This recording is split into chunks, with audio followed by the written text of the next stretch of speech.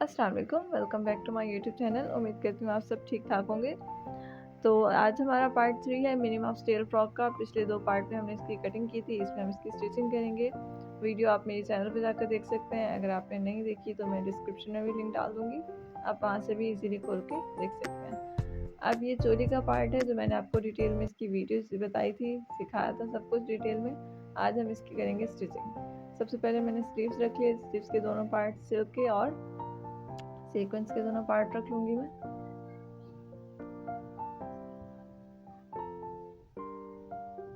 ये रखने के बाद एक पार्ट पहले उठाएंगे सिल्क का और एक सीक्वेंस का। पहले एक बाजू तैयार कर लेते हैं। अब आप देखिए यहाँ हमने सेंटर में निशान लगाया था, कैंची से कट लगाया था, वहीं से हम सिलाई शुरू करेंगे ताकि बराबर रहे सीक्वेंस और सिल्क आगे पीछे ना हो। अब हम यहाँ से सिलाई लगा लेंगे इसको पहले।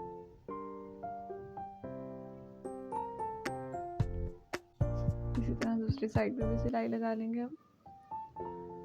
हम कह रहे हैं इनविजिबल स्टिचिंग, इसमें अंदर की सिलाइयाँ ना दिखेंगी ना बाहर की।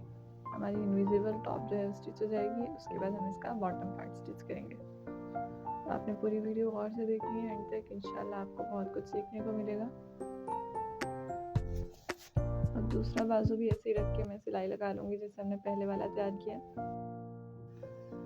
दोनों स्लीव्स के ऊपर वाली सिलाई लग गई, अब रह गई नीचे वाली। नीचे वाली को आपने देखें कैसे फोल्ड करना है। इसको हमने इतना फोल्ड करना है कि इसके अंदर इलास्टिक आराम से आ जाए, ठीक है। इतना इसको हमने फोल्ड करना है कि इतनी जगह बच जाए कि हम इसके अंदर इलास्टिक डाल सकें।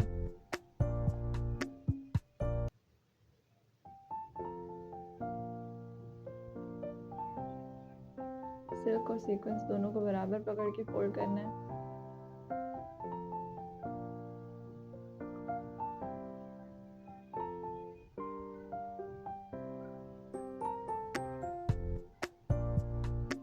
दूसरे बाजू पे भी हमने ऐसे ही सिलाई लगा लेनी है। दोनों बाजुओं को हमने ऊपर नीचे की सिलाई लगा ली, बाकी का वर्क हम बाद में करेंगे। अब आ जाते हैं हम टॉप की तरफ। इसका बैक पार्ट उठाया मैंने, बैक के 2 पीस थे, राइट का और लेफ्ट का। पहले मैं एक साइड का उठा लूँगी, सिल्क रखी, उसके ऊपर सीक्वेंस रखी, उसके ऊपर फिर सिल्क रखी, ठीक है। 3 हिस्से हो गए। फिर हम इसको पिन अप कर लेंगे ताकि हिले ना अपनी जगह से। पिन करने सिलाई करने में बहुत आसानी रहती है, तो आपने भी पिन कर लेना है, ठीक है। अब हम इसकी सिलाई लगा लेंगे।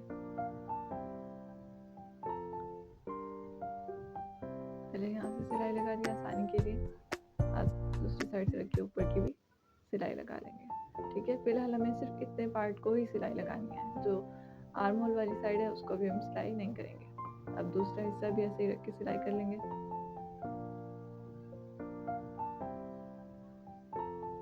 दोनों पार्ट हो गए।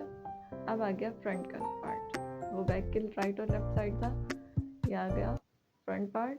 इसकी भी हमने सिल्क रखी, फिर सीक्वेंस रखी और फिर सिल्क रख के सिलाई लगा लेंगे। इसकी भी सिर्फ गले वाली साइड पे सिलाई लगाएंगे हम। एक सिलाई लगानी है, बाकी बाद में, क्योंकि हम इनविजिबल स्टिच कर रहे हैं। अगर हम इनविजिबल स्टिचिंग ना करते तो हमने अभी ही आर्म होल के लिए सिलाई लगा लेनी थी, लेकिन इसमें हम नहीं लगाएंगे। अब आप देखिए मैंने इसको कैसे रखा है। सिलाई लगा लेने के बाद इसको ऐसे खोल के एक साइड पे सिल्क कर ली और एक साइड पे सीक्वेंस कर ली। अब बैक पार्ट वाले जो थे उसको उठाकर हमने इसके ऊपर रख देना है। अब देखिए सीक्वेंस के ऊपर सीक्वेंस आनी चाहिए। इस सीक्वेंस पे नहीं आ रही तो मतलब कि हमने गलत पार्ट उठाया। अब देखिए इस सीक्वेंस के ऊपर सीक्वेंस आ रही है, ठीक है। हमने जोड़ के साथ जोड़ मिला के पिन कर लिया और इसके ऊपर के शोल्डर जोड़ लेना है। एक साइड पे सीक्वेंस और सिल्क होगी और एक साइड पे सिर्फ सिल्क होगी।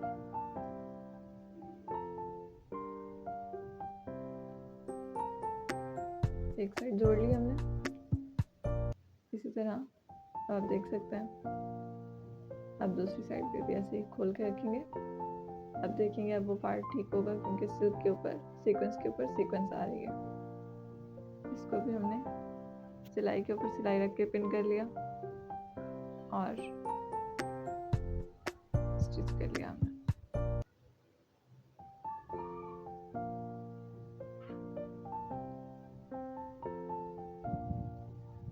बराबर पकड़ना है कपड़े को हर तरफ से ताकि सिलाई में नीटनेस आए।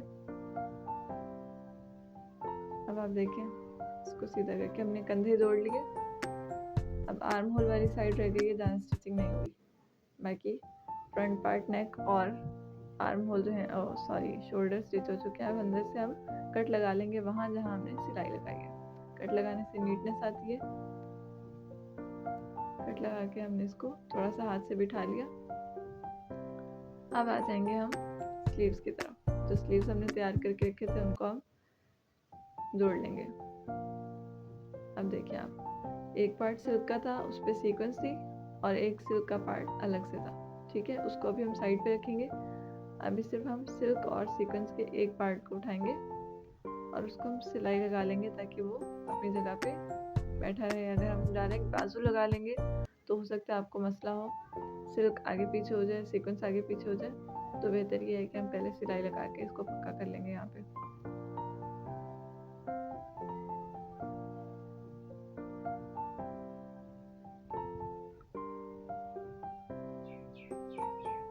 अभी यहाँ से सिलाई इधर आएगी, लेकिन उससे पहले हम बाजू लगाएंगे। पहले हम दूसरी साइड स्टिच कर लें, फिर मैं आपको बाजू लगाने का भी तरीका बताऊंगी। दूसरी साइड से भी ऐसे ही हमने कर लेना है।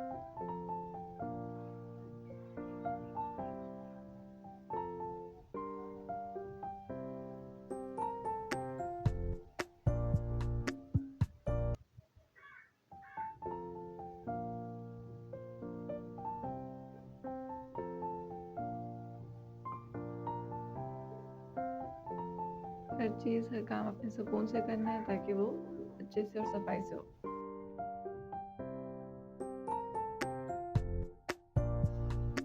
अब दोनों साइड पे हमने सिलाई लगा ली।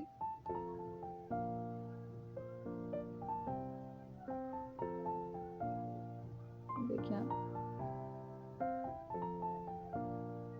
अब लगाएंगे हम इस पे स्लीव्स।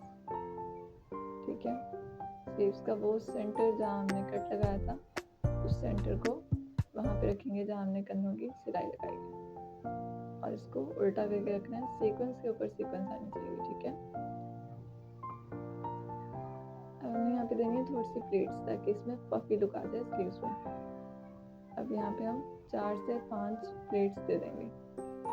मैं यहाँ पे 4 प्लेट्स दे रही हूँ इकट्ठा करके। ठीक है, 4 प्लेट्स दे के मैंने इसको सिलाई लगा ली और बाकी की जो है सीधी सीधी सिर्फ ऊपर शोल्डर पे जहाँ पे सिलाई है वहाँ पे हमने प्लेट्स देनी है, बाकी हिस्से में नहीं देनी। दे दी। अब दूसरी साइड से भी ऐसे ही करेंगे हम।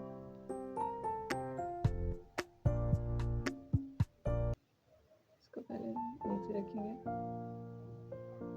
सेट कर लिया हमने।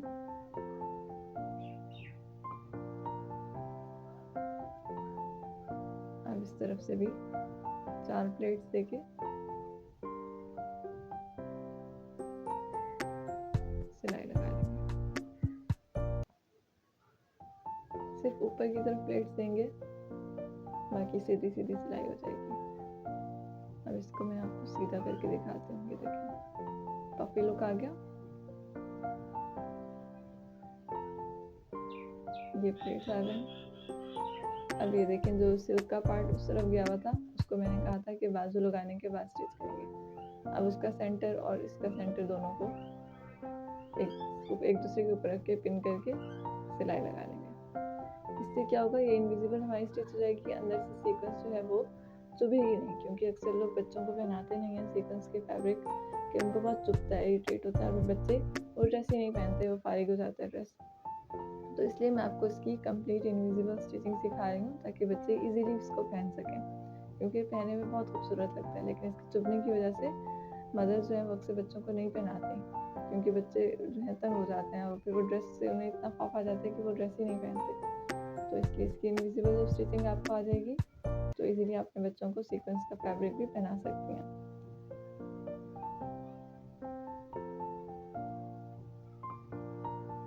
आप देखें दोनों साइड से ये बंद हो गया। अब हम इसको अंदर से निकाल लेंगे। अब हम इसको देखें दोनों तरफ से बंद है, इसको सीधा किया और यहाँ से हमने इसको खींच लिया। देखें स्लीव भी निकल आएगा, बैक का पार्ट भी साथ ही निकल आएगा। निकल आया स्लीव, अंदर से भी आप देखें ये पफ भी बन गया। अब इसका लास्ट काम जो है वो रह गया, इसमें इलास्टिक डालना, क्योंकि छोटे बच्चों पे ये लुक बहुत प्यारा लगता है, जो पफी स्लीव्स होते हैं और नीचे इलास्टिक होता है, उन्हें पहनने में बहुत खूबसूरत लगता है। इसलिए मैं इसमें इलास्टिक डाल रही हूँ।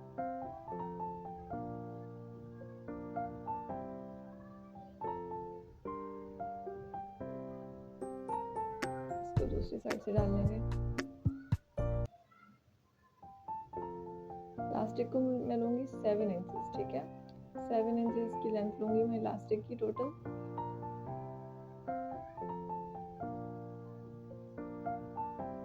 थोड़ी सी मुश्किल होगी क्योंकि हमें सिलाई बहुत बड़ी भी नहीं लगानी, वो भी सूट नहीं करेगी, इतनी लगानी है कि सिर्फ प्लास्टिक इसमें फंसा जाए, तो ये पिन जाते वक्त थोड़ा सा मसला करेगी, लेकिन फिर भी निकल आती है। और देखें हमने दूसरी साइड से निकाल लिया इलास्टिक। आप इसको जितना लूज रखना चाहें बेबी की हेल्थ के मुताबिक आप रख सकते हैं। नॉर्मल मैं इसको 7 इंचेस रखूँगी, काफ़ी हो जाएगा 1 to 3 ईयर्स के साइज में, ठीक है। 7 इंचेस लेना है हमने इलास्टिक, इसको कट कर लेंगे। पफी स्लीव्स रेडी हो गए हमारे।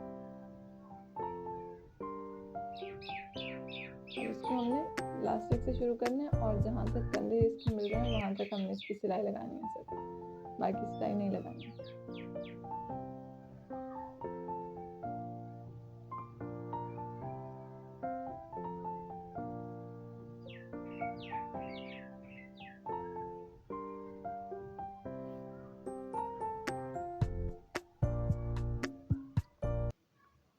सिर्फ बाजुओं की सिलाई लगाई है मैंने, ठीक है। ये मैंने आपको समझाने के लिए इतनी सिलाई लगाई है। मैं इसको वापस खोल लूँगी क्योंकि चेस्ट का पहले चेस्ट की सिलाई लगाने, निशान लगाने के बाद ही हम इसको तैयार करते हैं। मैंने सिर्फ आपको समझाने के लिए भी थोड़ी सी सिलाई लगाई है। उसके बाद आप देखें मैं प्लेट्स कैसे डाल रही हूँ, ठीक है।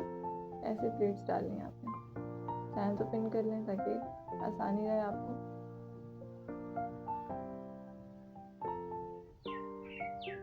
दूसरी साइड भी ऐसे ही स्टिच करनी है जैसे हमने एक साइड किया है, सेम वैसे ही स्टिच होगी।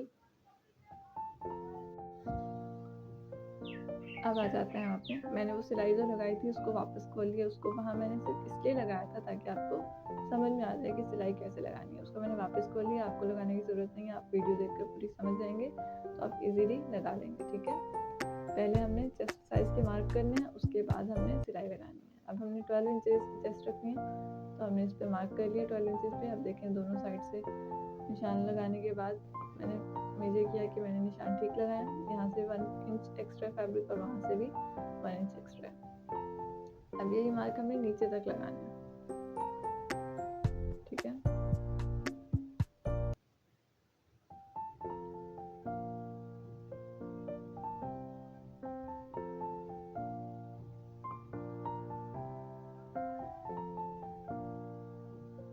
अब लगा लेंगे हम।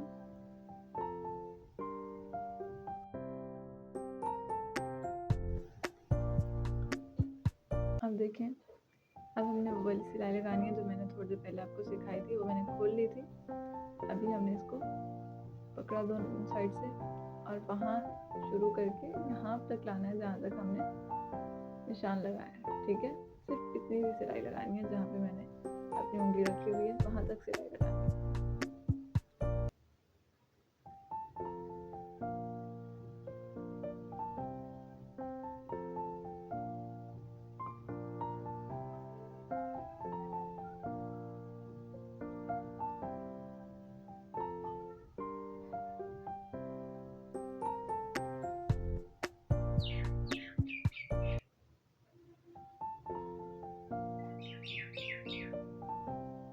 इसको हमने स्टार्ट से 2 दफ़ा इसको रिवर्स करके सिलाई लगानी है ताकि वहाँ से धागा खुले ना।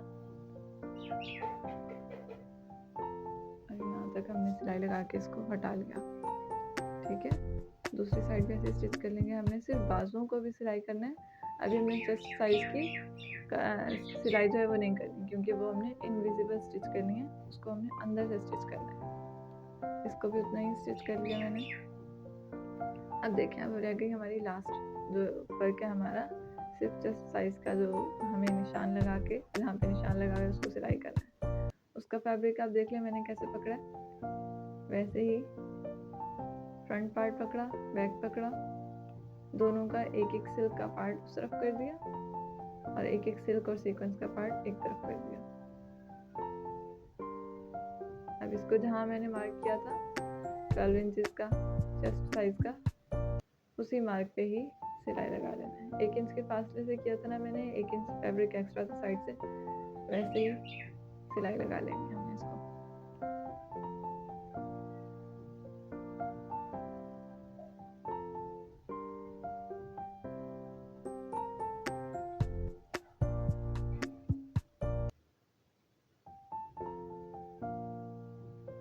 ये आप देख सकते हैं।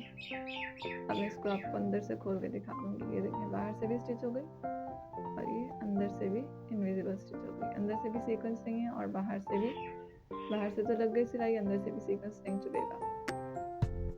अब दूसरी साइड भी हम ऐसे ही कर लेंगे, सिल्क उस तरफ और सिल्क और सीक्वेंस एक तरफ, इस पार्ट का भी सिल्क और सीक्वेंस एक तरफ और इसका जो सिल्क है वो हम उस तरफ करके सिलाई लगा लेंगे। बहुत ही खूबसूरत स्टिच होती है ये। सीक्वेंस का फैब्रिक वैसे ही पहने में बहुत प्यारा लगता है।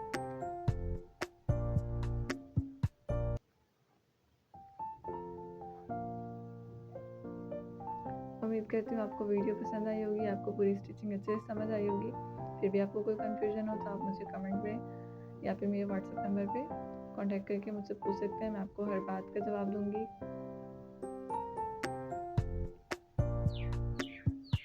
वीडियो पसंद आए तो चैनल को सब्सक्राइब, वीडियो को लाइक लाजमी कर दिया करें, इससे मुझे मोटिवेशन मिलती है। अब आप देखें, यहाँ से भी स्टिच हो गया इनविजिबल। अभी हमारा पूरा टॉप कम्प्लीटली स्टिच हो चुका है। नीचे वाली साइड अभी हम नहीं स्टिच करेंगे क्योंकि वो हमने फ्रॉक बनाना है। सिर्फ टॉप बनाना होता तो मैं स्टिच कर देती, हमें फ्रॉक बनाना है तो नीचे वाली साइड को स्टिच करने की ज़रूरत नहीं है। ये देखें आप, अंदर से ऊपर से कहीं से आपको सीक्वेंस नहीं दिखेगी, स्टिच हो चुकी है ये माशाल्लाह से, बहुत ही खूबसूरत और नीट स्टिच हुई है। ये पहनने में बहुत ज़्यादा खिलती है बच्चों को।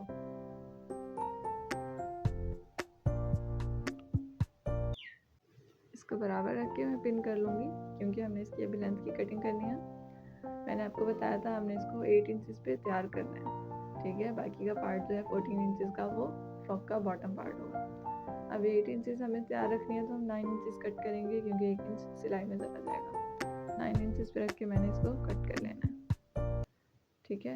इसका काम यहीं पे ख़त्म हुआ। हमारी टॉप जो है वो कंप्लीट स्टिच हो चुकी है। अब नेक्स्ट पार्ट में इंशाल्लाह हम इसका बॉटम तैयार करेंगे और हमारा फ्रॉक कंप्लीट रेडी हो जाएगा। उम्मीद करती हूँ आपको हर चीज़ कंप्लीटली समझ में आ गई होगी, हर चीज़ इजी लगी होगी। अगर आप इससे रिलेटेड या कोई और फ्रॉक जो आपको स्टिचिंग जिसकी आपको सीखनी है तो आप मुझे व्हाट्सएप पे या फिर कहीं भी कांटेक्ट कर सकते हैं। मैं नेक्स्ट वीडियो उस पर बना दूँगी। ये मैंने कट कर ली 9 इंचेस पे, ठीक है। आपने इसका ध्यान रखना है, ऊपर से शोल्डर हर चीज़ बराबर रख के ही कटिंग करनी है, ठीक है, ताकि ऊपर नीचे ना हो। ये देखिए 9 इंचेस पे कट हो गई, पूरी स्टिच होकर रेडी हो चुकी है। अब हमारा सिर्फ बॉटम का काम रहता है, वो हम इंशाल्लाह नेक्स्ट पार्ट में स्टिच करेंगे। वीडियो एंड तक देखने का बहुत शुक्रिया आपका। ऐसे ही मुझे सपोर्ट करते रहें और दुआ में याद रखिएगा। अल्लाह हाफिज़।